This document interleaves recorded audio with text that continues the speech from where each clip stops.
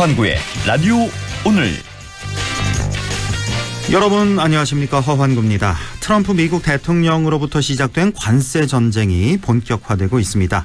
트럼프 대통령은 캐나다, 멕시코에서 수입하는 모든 물품에 25% 관세를 매기고 중국에는 10% 추가 관세를 또 부과한다고 밝혔습니다. 그러자 중국 역시 다음 주부터 미국산 농산물에 10에서 15% 보복 관세를 부과하기로 했는데요. 더불어 미국 방산업체 10곳을 제재 리스트에 추가해 중국과의 수출입 및 대중 신규 투자를 금지시키는 한편 15개 업체에 대해선 핵심 광물 등의 수출을 통제하기로 했습니다. 이렇게 본격적인 관세 전쟁에 주요국은 관세 피해를 줄이기 위해 최고 지도자들이 직접 트럼프 대통령과談판을 벌이고 있습니다. 하지만 우리나라는 리더십 공백 상태가 이어지고 있습니다. 하루빨리 탄핵 사태가 종결돼야겠습니다. 안동문화 방송 라디오 오늘 광고 듣고 시작합니다.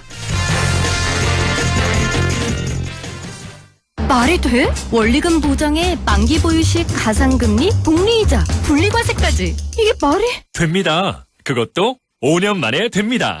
개인 투자용 국채 5년물 출시. 연간 구매 한도 2억까지. 미래에셋증권에서 매월 자동 청약하세요. 원금손 실리, 투자 전 상품 설명서 및 여건 필독. 네, 3월 4일 화요일 라디오 오늘입니다. 1부 허승규의 청년생각 함께하고요. 2부 이슈 오늘에서는 올해 경상북도의 저출생 대책에 대해서 알아보겠습니다. 이어서 최요한의 시사 따라잡기 준비되어 있습니다. 라디오 오늘 많은 애청 바랍니다.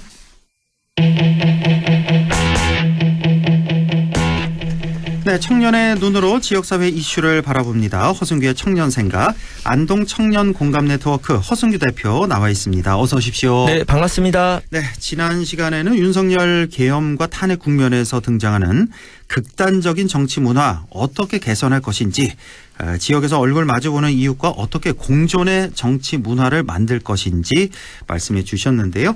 오늘은 어떤 주제 준비하셨나요?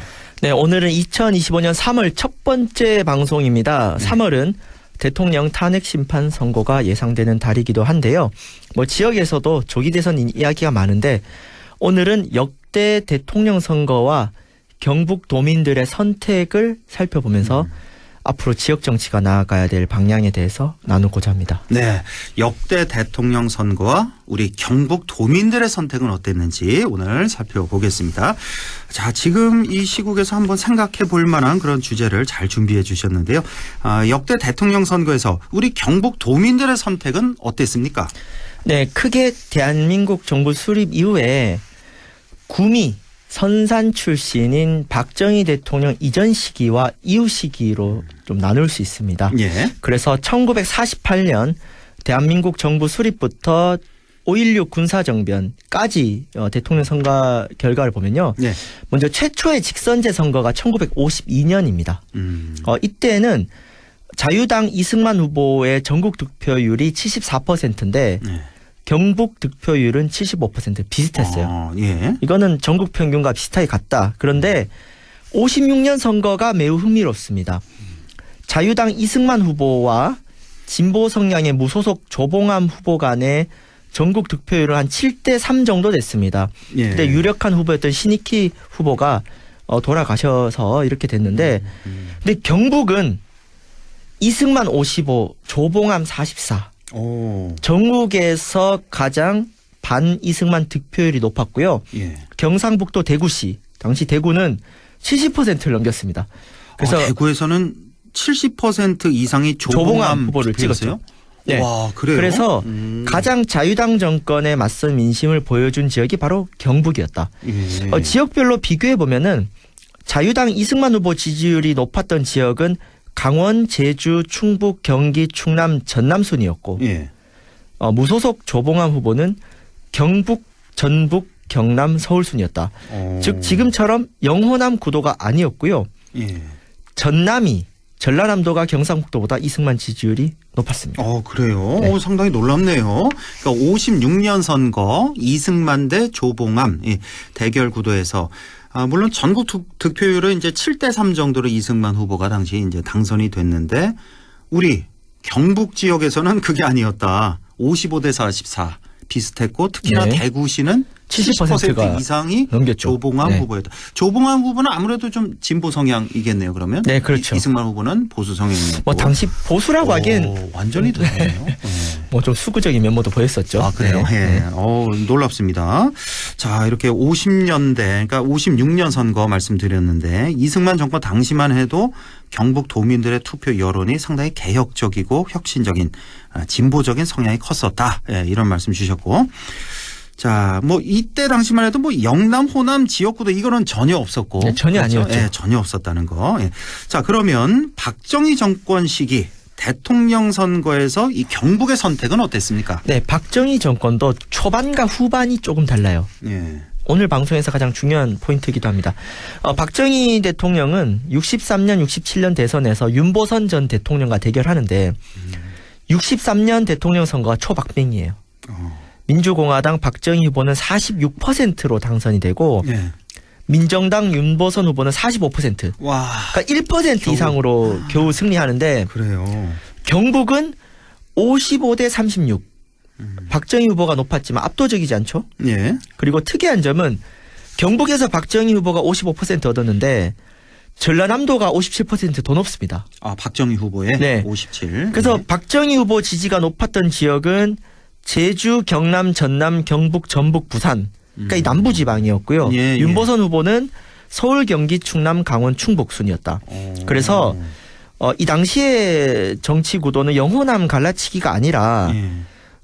여촌 야도라고 하죠. 그러니까 여당은 농촌, 예. 야당은 도시에서 표가 높았고 또 남부가 박정희, 중부가 윤보선이었다. 네. 그러니까 이게 박정희 초반에도 영호남 구도가 아니었습니다. 예, 이때가 이제 3년이죠. 63년 선거 때만 해도 영호남 이 지역구도는 전혀 없었다는 거. 네. 예. 그리고 여촌 야도 구도였다. 여촌 야도 당시에는. 구도 또는 중부 남부 구도였는데 예, 예. 67년에는 윤보선 후보를 무난하게 이기고 재선을 하는데 원래 2번까지만 할 수 있는데 박정희 대통령이 헌법을 뜯어 고쳐가지고 3선에 도전하죠. 71년. 아. 근데 이제 70년대로 넘어가면서 이 박정희 정권이 이제 권위주의 정권, 소위 말해 독재 정권 경향이 심해지는 반면에 영남 지역의 산업화가 촉진됩니다. 뭐 구미, 포항, 대구, 울산, 창원. 예, 예. 그러니까 자연스럽게 경북 지역의 박정희 정권 지지율이 높아지는 시점에서 이제 71년 대통령 선거를 맞이하게 됩니다. 그렇군요.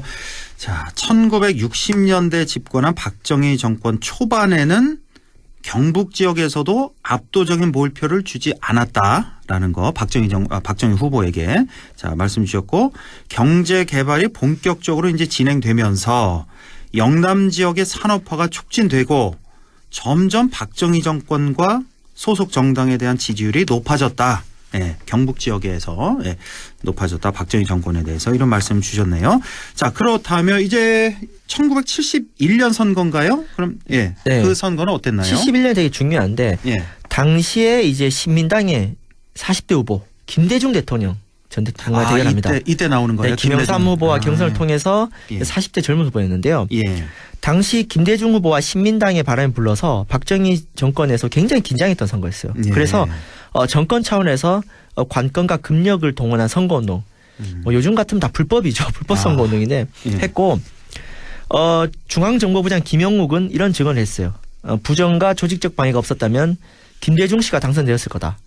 그리고 이때 이제 한국 현대사의 어두운 면인데 지역 감정을 적극적으로 동원합니다. 예. 뭐 대구 출신의 이호상 국회의장, 현역 국회의장 신분으로 신라 이후에 1000년 만에 박정희를 뽑자, 경상도 정권 세우자 뭐 이런 말도 했고 경상도 지역에 전라도 사람 단결하라라는 유인물이 막 뿌려지고요.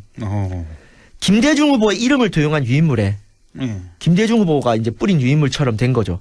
전라도 사람 단결하자. 나는 경상도 사람이 끄는 차도 안 탄다. 뭐 이런 부정선거가 횡행을 합니다. 그래서 막 예. 그러니까 이게 영남에서 호남 지역 몰표 주자라고 유인물이 돌아다니면 예. 당연히 지역 호남 감정이 후보 마이너스죠. 이런 감정을 정권 차원에서 이제 동원했던 게 바로 이 71년 선거입니다.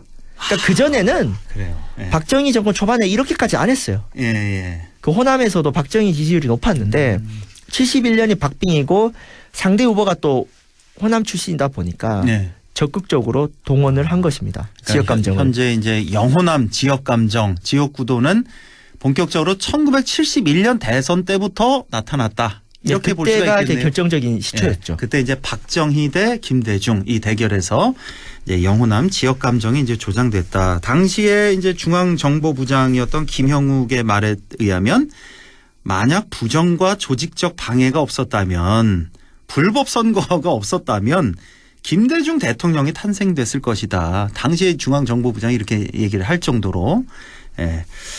당시에는 이렇게 부정선거 논란이 이제 지금도 이제 계속되는 거죠. 그러니까. 그렇죠. 당시에는 있었다. 이렇게.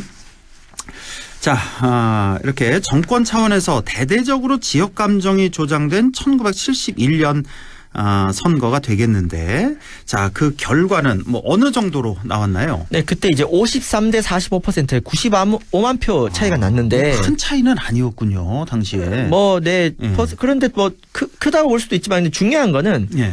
경북에서 이제 90만 표 차이가 났어요. 75대 23. 아, 전국적으로 95만 표 차이가 났는데 그러니까 박정희 대통령이 이겼는데 경북에서만 90만 표의 차이가 났다. 그러니까 박정희 대통령이 그렇죠. 그래서 경북 지역의 압도적인 지지가 예. 이제 선거 승리에 결정적이었고 그렇네요. 그러고 나서 이제 유신헌법 72년에 이제 대통령 직선제가 없어지죠. 그리고 이제 전두환 정권 거치면서 영남 패권과 호남 차별의 지역 구도가 강화되다가 이제 80년 현대사의 비극인 5.18 민주화운동 이런 걸 거치면서 예. 호남에서 이제 저항적 지역주의가 나타나고 뭐 김대중에 대한 정당의 지지가 나타나고 또 영남에서 패권적 지역주의가 나타나니까 이런 지역 구도가 된다. 그래서 호남의 저항적 지역주의랑 영남의 패권적 지역주의를 똑같이 바라볼 수는 없습니다. 거기에다가 이제 전두환 정권 50 실세들 뭐 노태우, 허화평, 유학성, 건정달, 정호영, 황영시 전부 이 대구 경북 출신들이 많았는데 예. 이렇게 되다 보니까 전두환 정권 거치면서 경북 지역의 기반이 공고해지는 것이고 이런다가 이제 87년 6월 민주화운동으로 직선제가 부활하고 다시 육공화국이 출범하게 되는 것이죠. 아, 그렇군요. 예, 아주 정리가 싹 되네요. 자, 87년에 이제 대통령 직선제 부활되죠. 자, 이때 대통령 선거에서 경북의 선택은 어땠습니까? 네, 이때 87년 선거가 가장 지역 구도가 명확했습니다. 네. 민정당 노태우는 대구 경북, 통일민주당 김영삼은 부산 경남, 네. 평안민주당 김대중은 호남, 신민주공화당 김종필은 충청, 이른바 1로 3김인데 아, 이때 맞아요. 기억이 네. 나네요. 이제 1로 3김 다 나왔잖아요. 이때 그래서 당시에. 이 네 명이 각 자기 지역에서 1등을 하거든요. 예. 그래서 노태우 후보가 36%밖에 못 얻었어요. 김대중, 김영삼 민주화 세력이 더 표가 많았는데 예. 근데 어쨌든 대구 70%, 경북 66%에서 또 우리는 또 여당으로 경북이 표를 주는데 근데 재밌는 거는 이때만 해도 대구 경북과 부산 경남이 같지 않았어요. 부산 경남은 민주화운동의 거물인 김영삼 그렇죠. 후보가 1등을 합니다. 그렇죠. 예. 그래서 그 노태우 당선 직후에 치러진 88년 국회의원 선거에서는 여소야대 여당이 더 소수표가 되는데 예.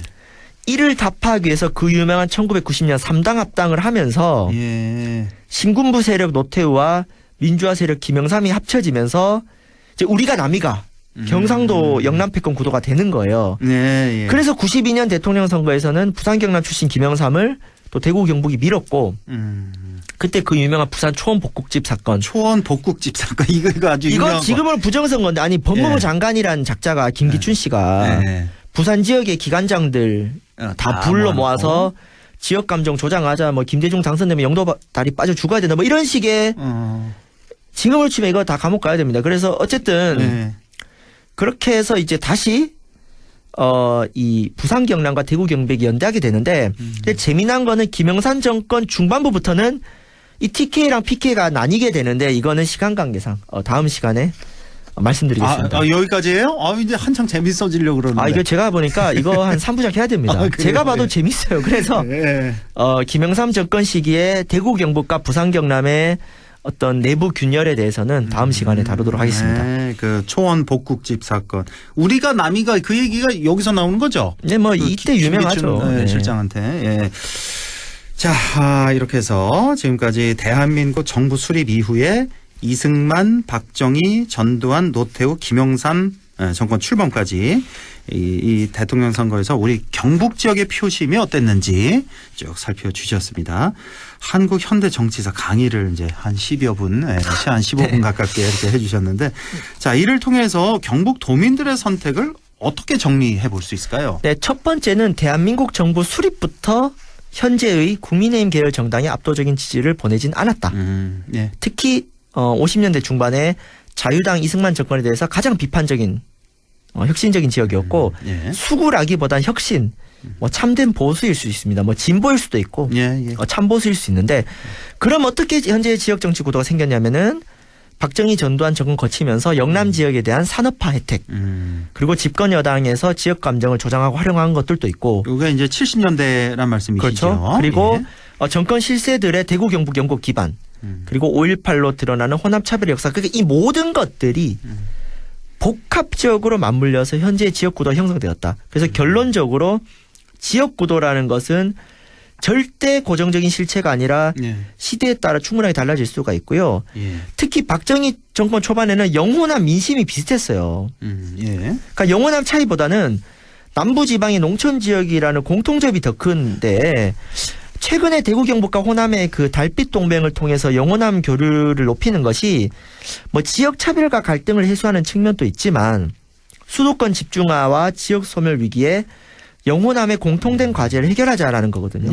그래서 우리가 이렇게 과거를 살펴보는 것은 지역의 현재와 미래를 살펴보는 일이기도 하다. 그렇죠. 그래서 조기 대선을 앞둔 지금 시점에서 과거 대선에서 지역민들이 어떤 선택을 했는지 한번 살펴보면은 앞으로 지역 정치가 나아가야 될 방향에 대해서 더 많은 토론을 할 수 있거든요. 그러니까 지금 시대에서는 영호남 지역 갈등 구도는 얼마나 후진 것이고, 오히려 60년대 초반처럼 영호남이 겪고 있는 공통의 문제를 가지고 협력을 하면은 영호남 구도가 아니라 수도권 대 지역 이렇게 구도가 그렇죠. 바뀔 수 있는 거기 때문에 이런 전례를 50년대, 60년대의 투표, 우리 경북 도민들, 우리 선조들의 선택을 통해서 우리가 미래를 다시 그려볼 수 있는 것이죠. 그렇죠. 예.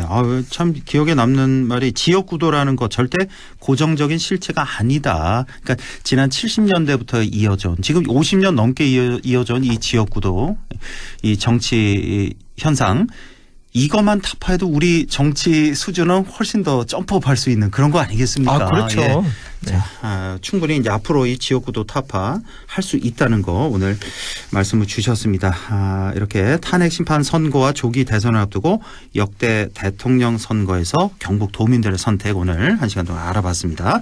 자, 대한민국 정부 수립부터 김영삼 정권 초반까지 이제 말씀 주셨는데, 다음 시간에는 그 이후 역사에 대해서 또 준비를 해 주시는 거죠? 당연히 해야죠. 아주 재밌을 것 같습니다. 예. 자, 과거를 살펴보는 것은 지역의 현재와 미래를 살펴보는 일이다.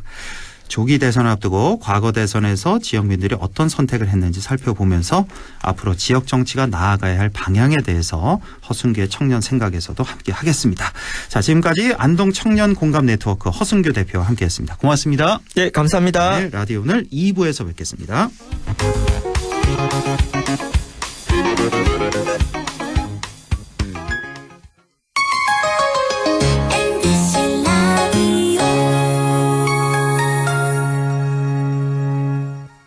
LG가전을 저렴하게 득템할 스페셜 찬스, LG베스트샵 영주점 리뉴얼 오픈 1주년 기념 세일, 아낌없는 할인에 사은품까지 역대급 혜택이 콸콸콸. 오직 영주점에서만 3월 7일부터 27일까지 LG베스트샵 영주점. 오늘도 안전하게 음주운전 예방수칙 알려드립니다. 첫 번째, 술자리가 예정된 경우 미리 귀가 방법을 정하고 차는 가져가지 않는 것이 안전합니다. 두 번째, 음주 후 자전거나 전동 킥보드를 이용하는 것도 음주운전 처벌 대상에 포함됩니다. 세 번째, 과음을 한 다음 날에는 대중교통을 이용해 주세요. 숙취 음주운전 역시 처벌 대상입니다. 네 번째, 음주운전을 방조하는 경우에도 3년 이하의 징역형 또는 1,000만 원 이하의 벌금형에 처해질 수 있습니다. 적극적으로 말려주세요. 위험한 음주운전 미리 예방하여 소중한 생명을 지켜주세요.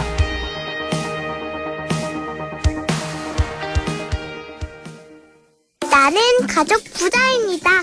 나를 챙겨주는 돌보미 이모, 육아휴직 때 아빠 회사 지켜주는 삼촌, 동생 첫 만난 이용권도 주는 공무원 언니까지 진짜 많죠? 다 같이 키우고 다 같이 행복하게. 공익광고협의회.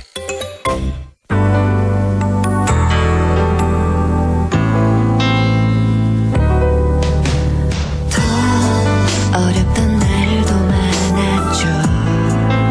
우리 함께 한다면 따스함을 느껴요. 사랑이 있어요. 소중한 꿈을 이뤄봐요. 우리 함께 여기 있으니 감동과 사랑 있는 MBC 라디오 문화방송 100.1 MBC 라디오. 네, 6시 26분 10초 지나고 있네요. 이슈 오늘 시작합니다. 저출생은 우리 사회의 생존과 직결되는 매우 중요한 문제죠. 뾰족한 해법이 나오지 않아서 더욱 고민이 큰데요. 저출생 문제 해소를 위해서 경상북도는 올해 어떤 대책을 마련했을지 경상북도 저출생 대응 정책과의 최순규 과장을 연결해서 알아보겠습니다. 최순규 과장님 안녕하십니까? 네, 안녕하십니까? 네, 수고 많으십니다. 자, 이 저출생으로 인해서 지방 소멸이라는 말까지 나올 정도인데 지금 우리 지역 경북은 현황이 어느 정도입니까? 네, 일반적으로 학계 출산율이 2.1은 유지해야 현 인구를 유지할 수 있다고 합니다. 그런데 2023년까지 우리나라 학계 출산율이 0.7이 경북은 0.86까지 떨어지면서 지방 소멸뿐만 아니라 전 세계에서 가장 낮은 출산율을 기록하면서 그 미국의 일론 머스크마저 한국은 세계에서 가장 빠른 속도로 인구 붕괴가 일어나고 있다고 우려를 나타내기도 했습니다. 예. 다행히 그 2023년 학계 출산율이 국가는 0.75, 경북은 0.90으로 소폭 그 반전의 시선을 나타내고 있으며 출생아 수 역시 전년보다 1.5% 증가한 1,341명을 기록하면서 9년 만에 통계적으로 반등을 하였습니다. 이러한 반전은 우리 시도민들이 적극적인 참여와 지원 없이는 불가능했다고 생각하기 때문에 그렇죠. 이 자리를 빌려 감사의 인사를 드립니다. 예, 그러니까 지난 2023년까지 매년 이 출산율이 떨어졌잖아요. 급기야 네. 전국 0.72. 경북은 0.86까지 떨어졌었는데 네, 작년에 맞습니다. 이제 소폭 반등을 했단 말이에요. 0.75, 경북은 0.90으로 네. 살짝 올랐는데 이게 올해도 좀 계속 돼야 될 텐데 참 맞습니다. 이게 네. 굉장히 관심이 많으시죠. 이게 이어질 네. 수 있을지 이 반등세가. 예. 자, 이 적극적인 대응을 위해서 해마다 이제 다양한 정책이 뭐 경상북도뿐만 아니라 각 시군마다 이렇게 나오고 있는데 올해 우리 경상북도에서는 저출생에 어떻게 대응해 나갈 계획이신지요? 네. 지난해 저희 경상북도는 전국 최초로 저출생과의 전쟁을 선포한 바 있습니다. 올해 2025년도에도 더 강력하고 더 피부에 와닿게 저출생과의 전쟁 시즌2를 추진할 계획으로 있습니다. 네. 이미 작년보다 대폭 증가한 3,578억 원의 저출생 대응 예산을 확보하였고, 예. 작년부터 추진해오고 있는 100대 과제들은 저희가 150대 과제로 확대하여 추진할 계획으로 있습니다. 작년에는 100대 과제였는데 올해는 150대 과제로 확대했다. 네, 맞습니다. 예. 그리고 수도권 집중 완화, 교육개혁 등 저출생 구조개혁에도 앞장서면서 경상북도가 대한민국의 저출생을 대전환을 선도해 나갈 수 있도록 적극 노력을 하는 한편, 그리고 결혼과 출산, 육아를 가로막는 그런 문화적인 부담을 타파하기 위해서 관행적인 문화 개선 운동에도 적극 나설 계획으로 있습니다. 우리 도민들께서도 많은 관심을 가져주시고 적극 동참해 주실 것을 부탁드리겠습니다. 네, 예산도 대폭 증가시켰고 과제도 100대 과제에서 150대 과제로. 그래서 작년에 이제 0.90까지 살짝 올라왔잖아요. 경북의 출산율, 네, 맞습니다. 출생률. 네. 올해 1.0 가능할까요? 어떻게 보세요? 1.0. 저희는 뭐 한 올라가면 좋은데. 목표로 이제 9.5 정도 0.95 0.95 정도 예. 그걸 목표로 삼으셨다. 보도록 하겠습니다. 예. 하긴 뭐 1.0까지 1점대로 올라가면 뭐 더할 나위 없이 좋겠지만 맞습니다. 예. 0.95를 올해 목표로 삼고 계시다라는 거고 경상북도에서는 이제 행복 출산 지원 사업을 펼치고 있다고 들었습니다. 예, 이건 맞습니다. 어떤 사업인지요? 네, 임신을 원하거나 임신한 부부들이 안전하고 건강하게 출산과 보육을 할 수 있도록 우리 임신 전 단계부터 출산과 산후조리까지 토탈 지원 서비스 정책을 저희가 추진하고 있습니다. 네. 함께 생애 초기 아동 양육에 필요한 수당 지급을 통해서 출산 과정에 경제적 부담을 덜어드리는 한편 행복하게 아이들을 돌볼 수 있는 지원도 함께 펼쳐나가고 있습니다. 예. 구체적으로 그 지원 사업의 내용은 어떻게 됩니까? 예. 최근 결혼 연령이 점점 높아지면서 출산 또한 늦어지는 게 사실입니다. 예. 또한 다양한 사회 환경적인 요인들로 과거보다 난임으로 힘들어하는 부부들이 많이 늘어나고 있습니다. 예, 우리 경상북도는 임신 사전 건강 관리와 난임 부부 시술비 지원, 한의학 난임 치료 지원, 난임센터 운영 등을 통해 난임 부부들의 출산을 지원하고 있고 그리고 산부인과 및 소아과 원아워 진료 체계를 구축하고 분만 치약지 산부인과 운영 그리고 찾아가는 산부인과 진료 버스 등을 통해 안전한 출산을 지원하고 있습니다. 또한 출산 후에는 공공 산후조리원 운영과 출산 과정의 가정 관리사를 파견해서 산모들의 산후 회복과 함께 신생아 양육을 지원하는 산모 신생아 건강관리 지원 사업 등으로 안심하고 건강하게 출산을 할 수 있도록 돕고 있습니다. 예. 그리고 출산 후에는 첫 아이의 경우 200만 원, 둘째 아이 이상부터는 300만 원의 첫 만남 이용권을 지원하고 만 2세까지는 월 50에서 100만 원의 부모급여 그리고 미취학 아동에게는 월 10만 원에서 20만 원의 가정 양육 수당을 지원하여 우리 아동 양육에 대한 국가의 책임을 강화함으로써 양육 부담을 경감하고 출산을 장려하고 있습니다. 아이고 그렇군요. 뭐 난임 부부라든지 분만 취약지, 공공 산후조리원 이런 데 좀 신경 쓰겠다라는 말씀이시고 예. 출산 지원금도 상당히 높군요. 만 2세까지 월 50만 원에서 100만 원의 부모 급여를 지급하겠다고 했는데 이게 첫째 아이는 50만 원인가 보네요. 첫째 50만 원. 네, 이건 가정 소득에 따라서. 소득에 따라서. 이렇게 만 2세까지 50만 원에서 100만 원의 부모 급여를 지급한다는 거고. 자, 경상북도는 저출생과 전쟁 시즌 2를 맞아서 다양한 저출생 정책을 이렇게 내놓으셨는데 그 중에는 당장 피부에 와닿는 정책도 많이 보이는데 이 중에 하나가 이제 20대에 결혼한 신혼부부에게 가전 구매 비용을 지원하는 정책도 있다고요? 네, 맞습니다. 네. 결혼 출산에 대한 저희 전문가들의 인식 조사에 따르면 결혼 의향은 있으나 우리 경제적 사유로 결혼을 기피하는 경우가 많은 걸로 나타나고 있습니다. 이런 원인 때문에 점점 결혼을 포기하거나 늦게 결혼식을 올리는 사례가 증가하고 있습니다. 이러한 현상은 또 자연스럽게 출산을 포기하거나 출산 연령이 점점 높아지면서 외동만 낳게 되는 등 또 우리 저출생의 또 다른 원인이 되고 있습니다. 이에 우리 20대에 결혼하면 좀 더 많은 혜택을 주는 사회 분위기 확산이 필요하다고 생각하여 경상북도는 올해부터 20대 신혼부부에게는 100만 원의 혼수 비용을 지원하고 있습니다. 혼수 비용 100만 원. 20대에 결혼하면 100만 원의 혼수 비용을 준다. 이게 혹시 신랑 신부 남녀 모두 20대여야 되나요? 아니면 한쪽만 20대여도 되나요? 올해 정책은 남녀 모두 20대 남녀 모두 20대일 경우에 이제 100만 원의 혼수 비용을 지원한다는 거고 이 밖에도 또 출산 축하 용품 또 산모를 위한 미역 친환경 농산물, 책 선물까지 패키지로 지원한다면서요? 네, 맞습니다. 예. 저희가 새로운 생명의 탄생을 축하하고 우리 출산에 대한 긍정적인 분위기를 확산시키기 위해서 우리 지역에서 나오는 특산물을 포함한 육아용품을 출산 축하용품으로 전달하고 있습니다. 또한 산후조리에 효과가 좋은 질 좋은 동해 특산 미역과 산모와 임산부들의 건강한 먹거리를 위하여 유기농, 무농약, 친환경 농산물을 함께 공급하고 있습니다.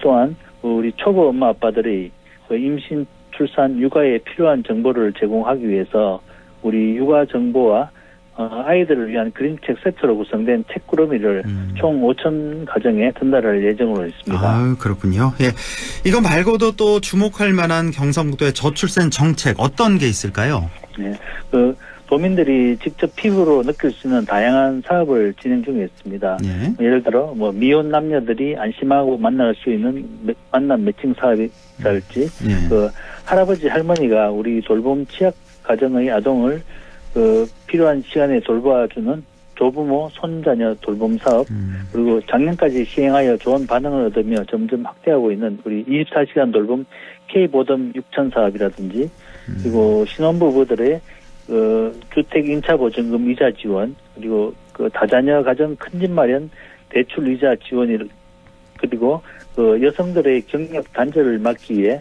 단기 아르바이트를 제공하는 일자리 편의점 사업, 육아휴직 대체 인력 근로자 인건비 지원, 아빠 육아 프로그램 등 우리가 만남부터 결혼, 출산, 그리고 돌봄, 주거, 일생활 균형, 양성평등까지 저출생 극복을 위하여 전 분야에 걸친 정책을 현재 펼쳐나가고 있습니다. 아우, 참 다양하게도 세세하게도 신경을 많이 쓰시는군요. 예. 이게 아까 그 3,500억 원이라고 그랬나요? 그 관련 예산 여기 다 맞습니다. 들어있는 거잖아요. 예, 다 포함되어 있습니다. 아유, 올해 꼭 0.95 넘겼으면 좋겠네요. 자, 끝으로 저출생 대응을 위해서 덧붙이고 싶은 말씀 있으면 전해주시죠. 네. 그 저출생 극복은 우리 지방 정부뿐만 아니라 중앙 정부, 기업, 언론, 사회 모두가 함께 움직여 나가야 됩니다. 네. 다행히 그 계속 하락하기만 하던 출산 관련 지표들이 작년에 드디어 반등을 시작했는데 이렇게 어렵게 만들어진 분위기인 만큼 이런 반전 흐름이 앞으로도 계속 지속적으로 유지시키는 게 정말 중요하다고 생각합니다. 앞으로도 우리 경상북도는 그 저출생 대전환을 위해서 지속적으로 정책 추진을 하고 구조개혁과 그 사회문화운동을 펼쳐나가겠지만 이러한 중대한 우리 가업을 달성하기 위해서는 중앙, 기업, 언론, 단체, 시도민 등 사회 전반의 지속적인 관심과 지원이 무엇보다 중요하다고 생각합니다. 우리 저출생이 참 어려운 상대이기도 하지만 이렇게 온 나라가 함께 나선다면 반드시 이 위기를 극복할 수 있다고 생각합니다. 다시 한번 우리 시도민 여러분들의 적극적인 관심과 참여를 부탁드립니다. 예, 알겠습니다. 오죽하면 경상북도에서 저출생과 전쟁이라는 표현까지 쓸 정도로 정말 우리 사회에 아주 중요한 그런 과제가 됐는데 출산율 제고가 아이고 꼭 좀 올해도 작년에 이어서 이 상승세를 계속 유지를 했으면 좋겠습니다. 네. 혹시요 지난 1월 통계에 나온 게 있나요? 작년에 비해서 올해 1월 통계 그 출생률. 1월 통계 나왔습니다. 아, 나왔나요? 2월은 아직 안 나왔을 것 같고. 1월 통계가 나온 건 아니고 2024년도에 대한 잠정적인 통계청에서 그 출생아 수와 출산율에 대한 그 통계가 발표되었습니다. 작년 1월 통계가 그렇죠. 올해 2024년에 대한 24년에 대한 통계가 나왔다고요. 올해 1월 통계는 아직은 안 나왔습니다. 그렇죠. 아직은 안 나왔겠죠. 그렇죠. 25년 1월은 알겠습니다. 아유, 꼭 좀 성과가 있었으면 좋겠네요. 우리 과장님 이렇게 신경 많이 쓰시는데. 관심 부탁드리겠습니다. 알겠습니다. 지금까지 경상북도 저출생 대응 정책과의 최순규 과장과 함께했습니다. 고맙습니다. 네, 감사합니다. 라디오 오늘에서는 청취자 여러분의 참여를 기다리고 있습니다. 우리 지역에서 발생한 사건 사고 소식이나 함께 토론하고 싶은 내용을 안동 MBC 홈페이지 라디오 오늘 게시판에 올려주시기 바랍니다. 전화와 문자 참여도 하실 수 있습니다. 전화는 851국에 7191번, 문자는 샵 0913번으로 보내주시면 됩니다. 문자는 단문 50원, 장문 100원의 정보 이용료가 있습니다. 여러분의 많은 참여 바랍니다.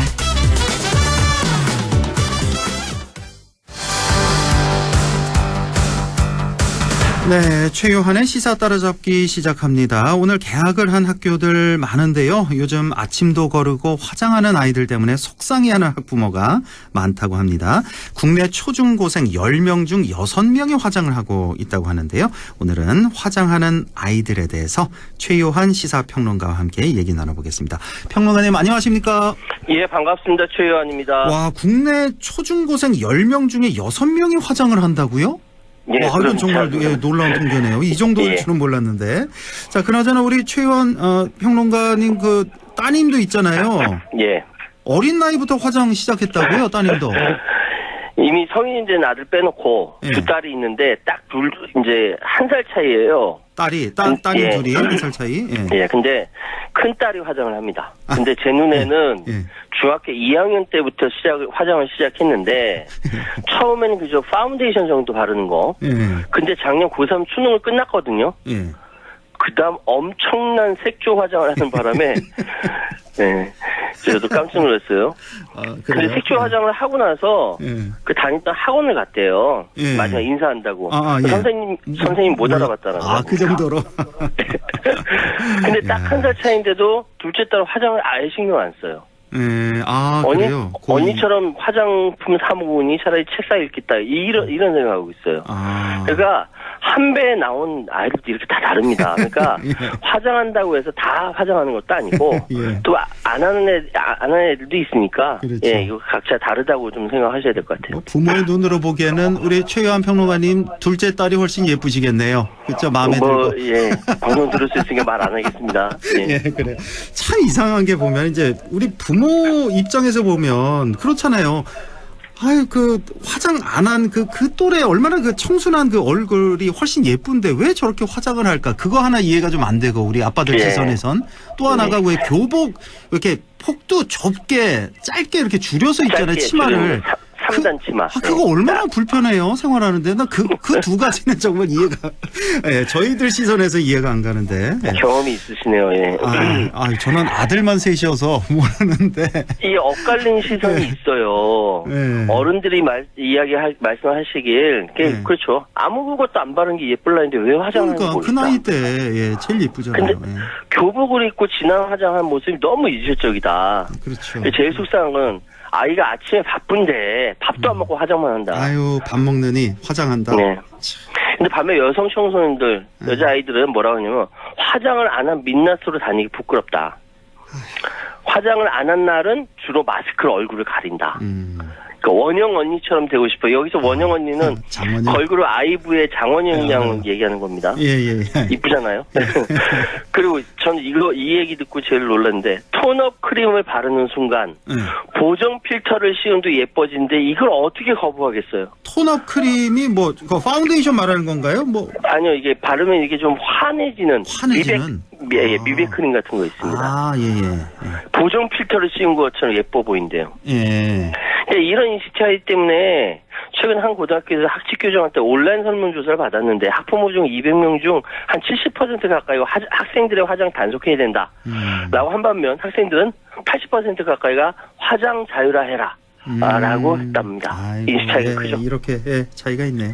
보정 필터를 갈아 끼운도 예뻐진다. 토너 크림 바르면 이건 학생들이 바르고 다니려고 하는 그 심정 이해가 가는데, 자, 그런데 이제 어른들이 보기에는 그냥 놔둬도 예쁜 그 얼굴, 그 나이대인데 왜 이렇게 화장을 할까?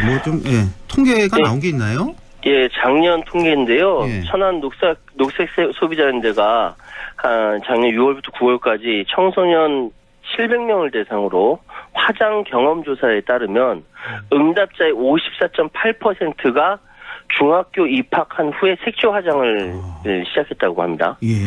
초등학교 고학년부터 색조 화장했다는 건 31.6%니까 합하면 85% 넘어가요. 그래요. 학교 현장에서의 체감 수치는 더 높습니다. 선생님들이 이야기하기를 절반 이상이 화장한다. 티를 내냐 그렇지 않느냐의 차이뿐이다라고 얘기하거든요. 이게 소셜미디어 등 영향으로 보이는 이미지가 중요한 세대라서 자기 과시, 특히 외모에 대한 관심이 두드러지다 보니까 화장도 선택이 아닌 필수가 되고 있다. 이게 또 이제 2017년 자료이긴 한데 그때와 지금에 큰 차이 없습니다. 왜 화장하냐 물어보니까 더 예뻐 보이기 위해서 45.9%, 피부 결정 커버 27.2%, 마찬가지 예뻐 보이는 거죠. 자외선 차단 8.3%, 나만의 개성 표현 7.3%. 이 얘기 들어보면 더 예뻐 보인다. 보정 필터 갈아 끼운도 예뻐 보인다. 이거 어떻게 거부하겠느냐. 이게 딱 맞거든요. 예. 일주일에 얼마나 화장하냐 했더니 37%가 주 1, 2회. 33%는 매일 메이크업한다. 그러니까 학년이 올라갈수록 메이크업 빈도는 증가합니다. 초등학생 주 1, 2회 한다는 것이 한 48%인데 중고생 경우 같은 경우는 매일 한다는 학생이 중학생 39.8, 고등학생 41.3%예요. 또 재밌는 얘기는 많은 학교에서 화장을 제한하는데 대부분 화장을 하는데 이제 교문 지나고 교실 들어와서 하는 친구들이 3분의 1, 수업 중에 하는 친구들이 3분의 1, 수업 종료 후 하교 직전에 하는 친구들이 3분의 1 정도 된다.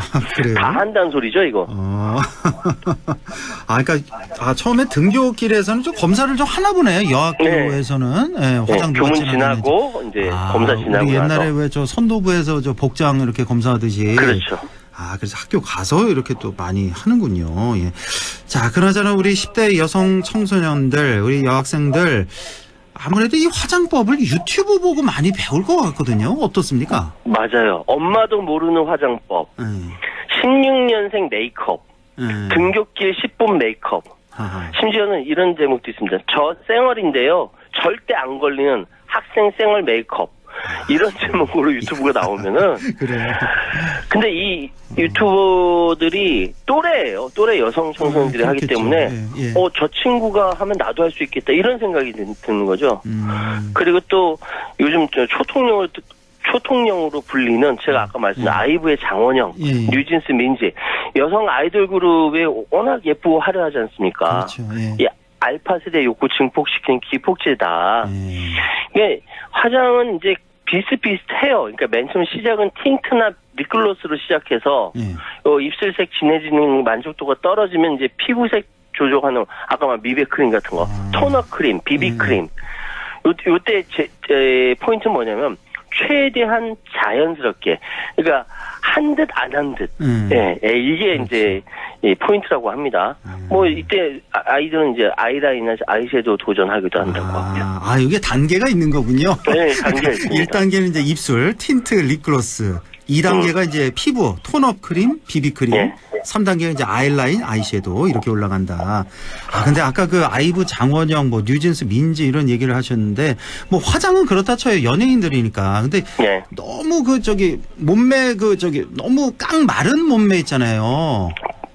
이게 학생들이 이거 따르면 이게 너무 속상해요, 사실. 밥 안 먹고 원영원처럼 될래 하고 그 깡 말라버리면 속상하죠, 엄마 아빠들. 그렇습니다. 이게 좋은 게 아닌데 우리 어른들이 보기에 좋은 게 아닌데 참 학생들은 또 이걸 또 다들 또 이렇게 닮아가고 싶다고 하더라고요, 보니까. 자, 또 얼마 전에는 어른들 생각과 다른 얘기가 나왔는데 바로 청소년이 화장을 하고 나서 성적이 쑥쑥 오르기도 한다? 이거 뭐 믿어도 됩니까, 이 얘기? 이해하는 얘기죠. 이게 정신건강의학과 전문의 오은영 박사 이야기인데요. 화장하고 나면 내가 나를 바라보는 데 있어서 느끼는 자기만족감이 잘 쌓이고 그렇게 되면 자긍심을 느끼게 되는데 이게 학업 성적에 영향을 미친다라는 거예요. 그래요? 실제로 립스틱 효과라는 게 있습니다. 화장을 하면 외모가 더 돋보이게 되고 스스로 매력적이라고 느끼면서 자존감도 높아지고 화장을 한 사람의 심리에 긍정적인 영향을 미친다. 이게 립스틱 효과라고 하거든요. 그래서 아이들이 주도적으로 뭔가 이렇게 해보겠다고 하는 거 어른들이 좀 마음에 안 든다 하더라도 야 이거 하지 마. 명령하고 야 이렇게 해 지시하고 이렇게 하는 건 좀 생각을 좀 해봐야 되지 않느냐. 약간씩 조언하면서 피드백 하는 게 낫지 않느냐라고 오은영 박사는 이야기했습니다. 그래요. 립스틱 효과라는 게 또 있군요. 그러니까 학생들이 화장하는 게 아까 뭐 남에게 잘 보이기 위해서 뭐 이런 이유도 있겠지만 스스로 자존감을 높이기 위해서 만족감을 높이기 위해서도 한다라는 걸 알 수가 있군요. 자, 이렇게 화장을 몰래 하는 아이들과 또 부모 사이엔 또 갈등이 생길 수밖에 없을 것 같은데 단순히 민낯이 더 예쁘다라는 이런 훈계 갖고는 이게 설득력이 좀 부족하지 않을까 싶기도 한데요. 솔직히 아이돌 화장한다 그랬을 때 뭐 너 해라라고 할 수는 없잖아요. 예, 피부에 해롭다거나 그렇죠. 성조숙증, 여성 유방암 유발할 수 있다. 막 이렇게 얘기할 수도 없잖아요. 그게 정신건강에 별로 이로울 것 같지도 않고요. 예. 그리고 솔직히 화장할 시간에 공부나 하면 더 좋지 않을까? 이게 그렇죠. 솔직한 마음이지 않습니까, 그렇죠. 어른들. 그렇죠. 예, 예. 근데 아이들은 이미 그 한참 앞서 나가 있어요. 예, 그러니까 현대의 그 뷰티를 알지 못하는 사람, 뷰알못이 되지 않으려 노력하고 있거든요. 예. 그래서 의약품 안전처가 12개로 구분하고 있는 화장품 유형에다가 만 13세 미만의 어린이용 제품류를 새로 추가하려다가 철회했어요. 왜냐하면 어린이 화장품을 공식화하면 오히려 어린이들의 화장을 더 부추길 수 있다. 이런 우려가 있어서 철회했는데 이래저래 쉽지 않은 갈등입니다. 그러면 좀 교육적 차원에서 좀 접근하면 어떨까 싶은데요. 어떻습니까? 그렇죠. 사실 보면 이제 화장을 제한하는 것이 자기 표현의 제한이다. 뭐 이런 자기신감 감소시키고 성장과 성숙의 기회를 박탈한다. 이런 입장도 있고. 무엇보다는 이제 사실은 청소년들이 생각한 그리고 이거에 대한 인식 개선을 위해서 미디어나 광고나 소셜미디어 등에 제시한 미의 기준을 비판적으로 수용할 수 있도록 교육시키는 것이 중요하다는 얘기가 나옵니다. 예, 예. 청소년들이 다양한 형태의 아름다운 경험하는 기회를 만들어야 한다. 라는 말을 저는 하고 싶은데 이게 참 쉽지는 않아요. 차라리 화장품 구매법이나 스킨케어라든 실질적인 교육 프로그램을 통해서 외모를 소중하게 여기면서도 지나치게 집착하지 않도록 하는 교육 정책을 방향을 하는 것이 어떨까라고 저 아빠로서도 생각을 합니다. 맞는 얘기 같네요. 그러니까 자, 이렇게 이런 추세다 보니까 식품의약품안전처가 나름 청소년을 위한 책자를 또 배포한 적도 있다고요. 제가 요즘은 잘 모르겠는데 얘는 2019년도에 현실적인 대책이 나왔어요. 식품의약품안전처가 전국의 초중고등학교에 소중한 내 피부를 위한 똑똑한 화장품 사용법 이런 책자를 만들어서 배포했어요. 이거는 예쁘게가 아니라 안전하게. 화장을 예쁘게가 아니라 안전하게 하자. 청소년들한테 너네 그냥 이쁘니까 하지 마가 아니라 그리고 무조건 하지 말라는 말이 아니라 하더라도 올바르고 안전하게 방법을 알려주는 곳이 없어요. 그래서 식품의약처 안전처가 그걸 냈습니다. 예를 들어서 씻지 않은 손으로 크림을 덜어내서는 안 된다. 눈과 입술에 쓰는 화장품은 친구와 같이 써서는 안 된다. 퍼프나 아이섀도우 팁 같은 화장 도구들은 중성세제로 세탁해서 완전히 말린 뒤에 써야 된다.